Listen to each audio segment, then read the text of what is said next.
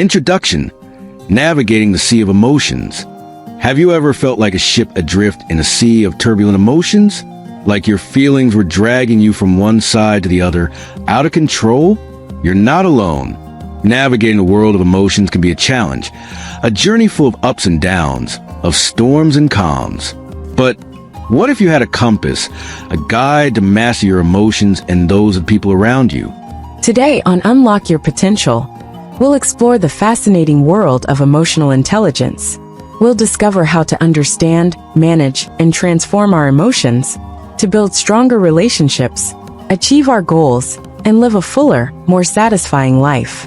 Get ready for a journey of self-discovery, where we'll learn to turn our emotions into allies, not enemies. Are you ready to unlock your emotional potential? Let's get started. Chapter 1: Understanding Emotional Intelligence. Navigating the world of emotions without crashing requires a compass, because just loving is enough. You have to love unconditionally, and just listening is enough. You have to listen attentively. Just crying is enough. You have to learn to overcome pain, and just try and solve the problems of those we love is enough. You have to help them take responsibility and overcome obstacles. We need tools to understand ourselves, to understand the rest of the world, and to create our own value systems. That's what today's video is about. We're talking about emotional intelligence. That is the sum of emotional and social skills of each person that allows the knowledge and management of our emotions and those of others. What the heck is this about learning to handle our emotions and those of the people around us? Nothing has changed, but because I have changed, everything has changed. Maybe that's a bit of emotional intelligence. How many of you don't sometimes feel like you're on an emotional roller coaster? You wake up in the morning and see your mood change. You might be energetic in the morning, lazy by mid-morning. Then you feel interest, maybe then disinterest. Let's analyze together what we need to do to get off these emotional roller coasters. Maybe some of you identify with all this. Or maybe you're at home thinking someone you know could use to hear this. If this topic strikes a chord with you, you're in the right place at the right time. Maybe this video has come to you for a reason. All humans are capable of feeling anger, envy, jealousy, and sometimes maybe we feel empathy. Whatever the case, we have to learn to deal with our own emotions. We at Unlock Your Potential have set out to help you learn to master your moods at all times. Imagine what your life would be like if you had the power to decide how to feel beyond what happens to you. We're talking about how to process and manage what happens to us. Emotional intelligence is about learning to manage all this and move forward. But before we continue, we want to tell you this. From today, and in every piece of content, we'll invite you to create together a space we've named Your Story Inspires. We invite you to leave us in the comments those ideas, reflections, topics that help us all, and be participants and creators of this great source of positive emotions. That's why the first thing we invite you to do is subscribe to the channel, so you don't miss any content. And we'll start putting in our videos, at the end of each chapter, those ideas and reflections, and if you give us permission, we'll mention your name. That way you become a member of Your Story Inspires. At the end we'll share with you the first story, but let's move on. Chapter 2: The Brain and Emotions, a Constant Dialogue. Hopeful ideas are what place us on the other side of fear. That fear that paralyzes us, that suffocates us, that oppresses us, that prevents us from seeing a light on the path. We'll start with two basic premises. First, our brain is wired for survival, not happiness. What does this mean? That our brain will always try to identify what's not working. Social anthropology teaches us that the brain, which loves us, has an automatic matrix that does everything for each of us to keep living. It's looking for what's wrong around it, so you stay alive. So, make peace with your brain. The second key is about the need to learn to express love to others. And here's the good part, explicitly.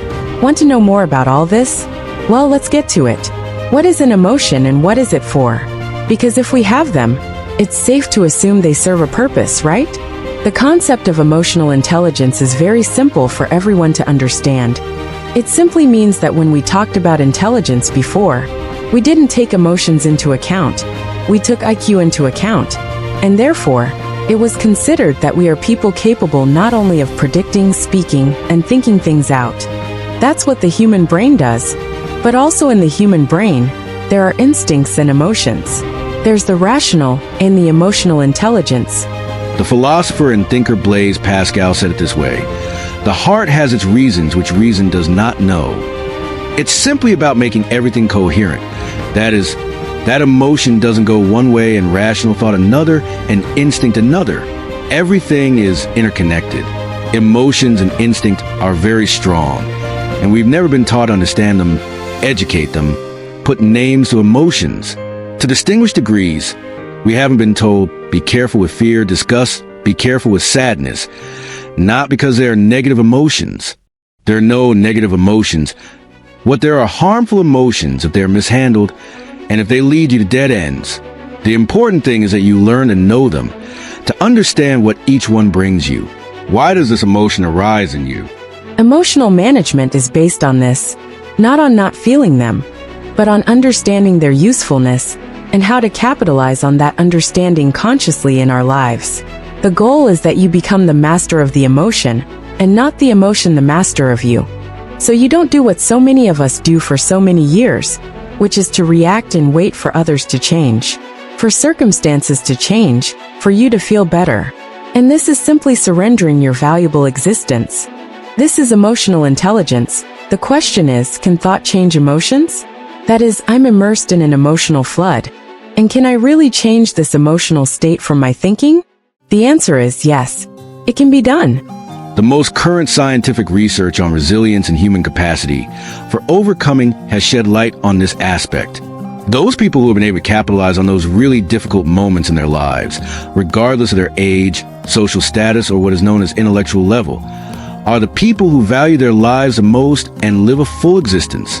From children who have been cancer patients, parents whose children have passed away, people who have suffered terrible accidents that have led them to have parts of their bodies amputated, and so many cases of thousands, millions of people who prove every day that it's not about what has happened to them, but about how they made the conscious decision to emotionally process what has happened to them.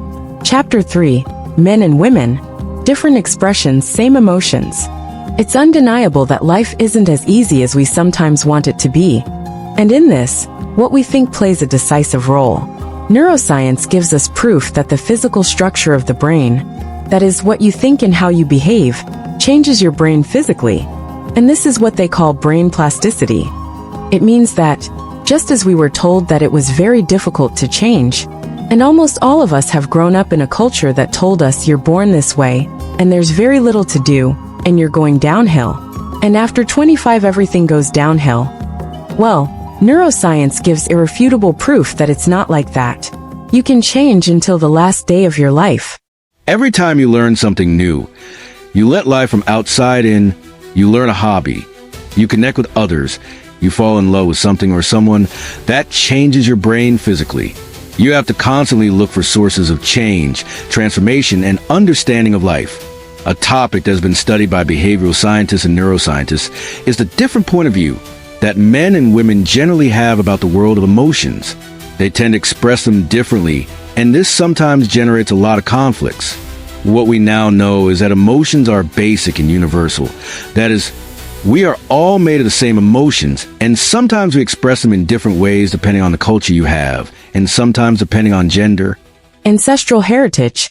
It's normal that men and women have been on this earth for a long time, and we had very different roles.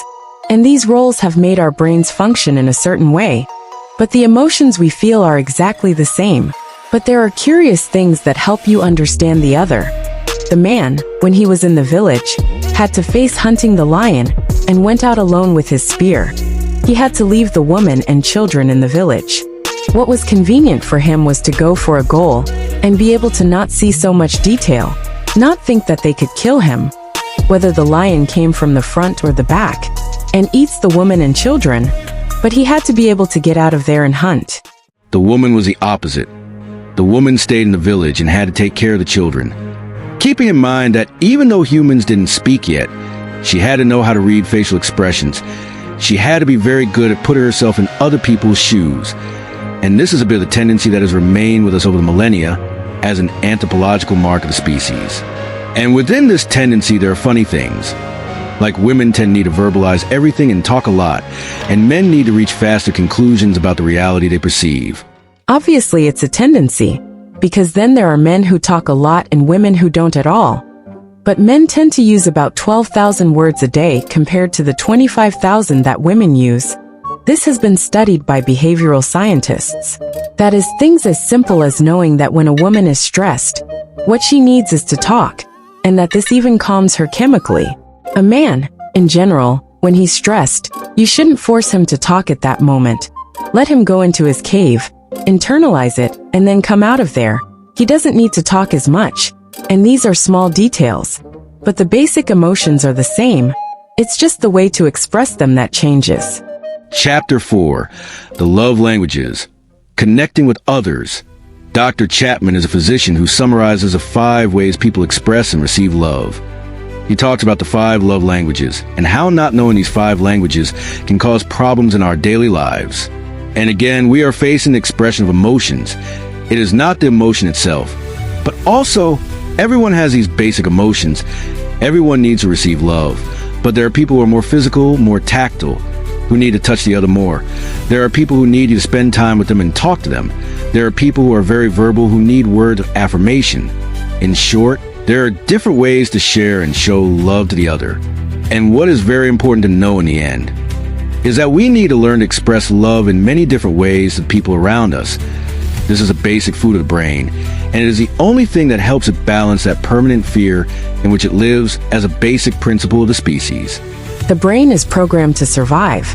It tends to focus on the negative. It tends to be afraid of everything, to be in constant alert. And it is very important that we educate our children and educate ourselves, and re-educate ourselves to express positive things to others, because that is so powerful that it changes the environment, the relationships with others. It changes one's life so much when one opens up to others instead of closing up out of fear. How is this expressed in our body? When we feel threatened or overwhelmed by circumstances, our gestures tend to close, which is something we see. The worse things go for you, the more you enter a negative circle. The eyes tend to be more narrowed, our mouth compresses and tends to close, our arms and legs cross, or even the tendency to lie down, adopting the fetal position. All this behavior of our gestures is born from those emotions that flood us. Everything shows how we get into our emotional shell. Chapter 5. The Power of Positivity. Training the Brain. The interesting thing is that if we simply decide to manage a different body posture, our thinking and therefore our emotionality will begin to change. Just standing up straight, or going for a walk with a firm and determined step, to open our arms, limbs, and even smile, even if we feel that nothing makes us laugh, we still stand in front of a mirror and try a smile. This alone will cause our neurotransmitters to release endorphins and decrease the levels of cortisol and glutamate that flood the brain and alter the brain's reward centers. Yes, the positive is not just poetry. It has its correlate in our brain and consequently in our entire autoimmune system. It is always healthier to open up to life than to close up. It's a scientifically proven reality. You who are watching us at this moment and say to yourself, "Well, I have convinced myself. I am going to try to take control of my own emotions. I am going to open up to life." That sounds good, doesn't it? Notice that if what we say changes our physical posture, you open up. Have you ever thought that each of us is already a winner just by being born? Millions of sperm gave a frantic battle to fertilize an egg, and only one succeeded. And do you know what the result of that battle was? Yes, that you and I are here alive, today at this moment. Doesn't it seem wonderful? And that we don't give it the slightest importance? So the first thing to celebrate is the miracle of living. Listen to this story. A young widower who deeply loved his 5-year-old son was traveling when bandits burned his town and kidnapped his son. When the widower returned, he contemplated the ruins of the town and felt panic, saw a charred body and thought it was his son's. He cried inconsolably, organized cremation of the body, collected the ashes and put them in a cloth bag that he always carried with him. Shortly after, his son managed to escape from the bandits and returned to town, arrived at his father's new house, and knocked on the door. The father was still heartbroken. "Who is it?" he asked. The boy replied, "It's me, Dad. opened the door, but the desperate father, convinced that his son had died, thought that the boy was making fun of him and shouted, "Get out of here, intruder!" and continued crying. Finally, the son left and never saw his father again. Buddha said, "At some point, in some place you believe that something is true and you hold on to it in such a way that even if the truth itself comes knocking on your door, you will not open it." Sometimes we get so anchored in the vision we have of another person or what has happened that we are unable, as the moral of the story tells us, to evolve. To train your brain in positive, every night for 15 days, think of 5 positive things that have happened to you throughout the day, or better yet 10 if you can. Surely at first it will cost you a lot, but when you start to get used to it, you start to see positive things everywhere. It's wonderful, and it changes the structure of the brain. This is what is called training the brain in positive. It is fighting against this permanent fear that something will happen to you, this tendency of the brain to be reactive to danger, even to what has not yet happened, and probably will never happen. Believe me, none of this is magic. It is only applied emotional intelligence. Chapter 6. Your Story Inspires. A Space to Share. Before we say goodbye, we'll share with you a story that has come to us from one of our viewers. In this space we've named Your Story Inspires, out of respect for the privacy of those who share their stories with us.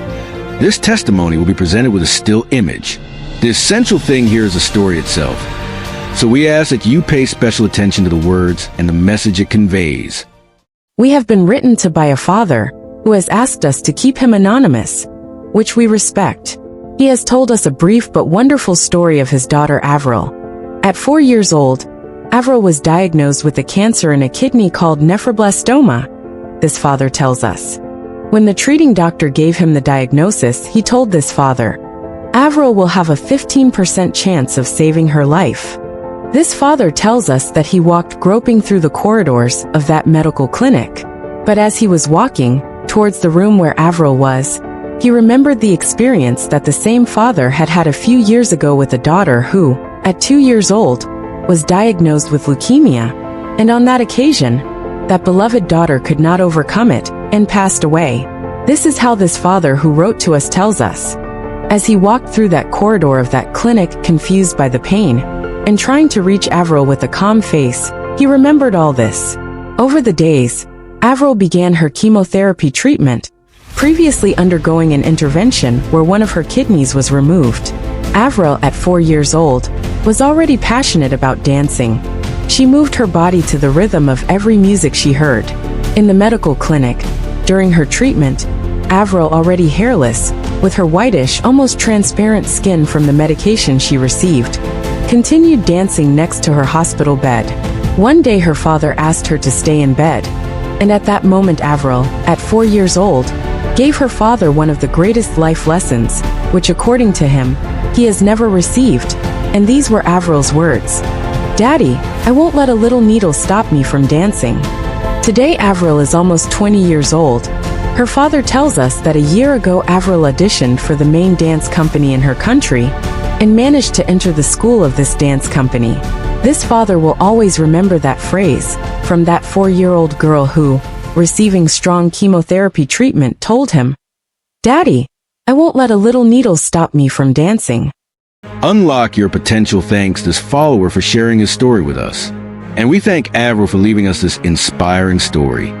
Your story inspires. Join the space. Leave us comments or send us an email privately. We leave you the contact email in the box of this video. We look forward to seeing you in the next one, A Space Made for You. Remember that the content of this video is purely informative and of a general nature. It does not replace professional medical or psychological advice or treatment. If you have concerns about your emotional or mental health, we recommend seeking guidance from a qualified professional. Thank you for joining us in this space of growth and learning.